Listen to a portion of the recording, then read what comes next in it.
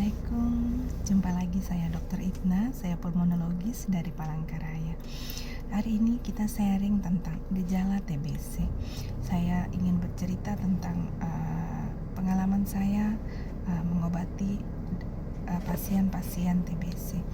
Jadi ada secara keilmuan, ada gejala-gejala khas sekali yang mengarah ke arah TBC, terutama TBC paru.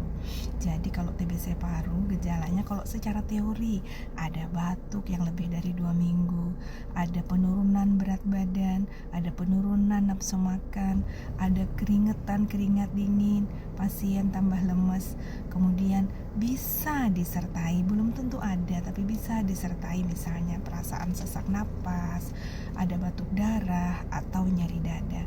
Jadi gejala-gejala itu tidak harus semuanya ada. Jadi tidak bisa kita bukan TBC karena tidak batuk darah, tidak bisa. Jadi tapi apakah batuk darah itu pasti TBC? Juga tidak. Jadi dari situlah perlu merunut anamnesis istilahnya. Jadi kita menelaah, mengevaluasi riwayat penyakit pasien. Ada pasien ini yang gejalanya khas sekali. Kalau yang saya sebutkan seperti gejala TBC tadi, itu ada pada pasien, dokternya, ini sangat mengarah ke arah TBC. Mari kita periksa dahak, mari kita foto ronsen. Tapi memang ada juga penyakit itu yang gejalanya tidak khas, bahkan yang tidak seperti ada di buku. Saya pernah merawat pasien TBC yang sama sekali tidak ada batuk, yang foto ronsennya normal, tapi keluhannya demam. Dia demam terus, nanti membaik. Dia demam, nanti membaik. Nanti kadang-kadang demamnya bisa tinggi. Itu sudah berbulan-bulan.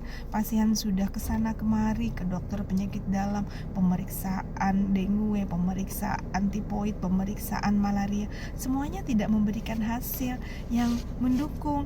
Jadi pengobatan juga sudah, tapi tetap dia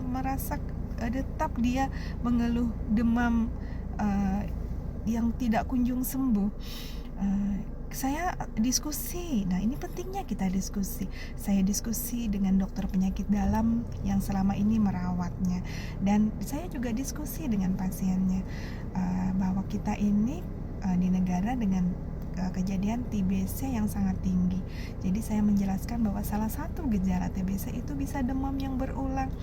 Tapi saya tidak bisa menegakkan dari foto ronsen karena memang foto ronsen parunya bersih. Saya juga tidak bisa menegakkan dari pemeriksaan dahak, pasiennya nggak batuk, nggak ada dahaknya.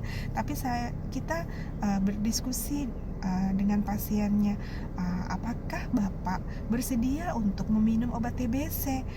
Karena ini masih mungkin TBC. Saya tidak bisa memastikan, tapi kalau Bapak setuju, kita bisa mencoba. Dan alhamdulillah pasiennya setuju karena dia memang sudah berbulan-bulan, mungkin hampir setahun dengan keluhan seperti itu. Iya dok, gak apa-apa, kita coba. Jadi harus dengan persetujuan pasiennya, dan pasien harus memahami pada saat itu diagnosisnya belum tegak. Jadi kita mencoba apakah Bapak bersedia minum obatnya. Ada namanya istilahnya TB adjuvan, jadi dicoba dulu minum obat TBC.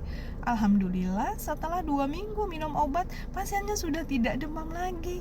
Pasien tetap dilanjutkan minum obatnya sampai 6 bulan, dan alhamdulillah pasiennya setelah 2 minggu tidak pernah demam, dan setelah selesai berobat juga tidak ada demam lagi. Nah, itulah yang salah satu pengalaman yang mau saya sharing, bahwa penyakit itu gejalanya tidak sama, dan yang maha mengetahui itu hanya Tuhan, Allah Subhanahu wa Ta'ala. Dokter walaupun setinggi ilmunya tetap hanya manusia biasa. Tapi disitulah kita ada baiknya berdiskusi, tetap saling menyampaikan informasi. Pasien menyampaikan informasi ke dokternya dengan baik, dokternya mudah-mudahan bisa menyampaikan informasi dan menata laksana dengan sesuai keilmuannya ya. Demikian hari ini sharing dari saya. Salam.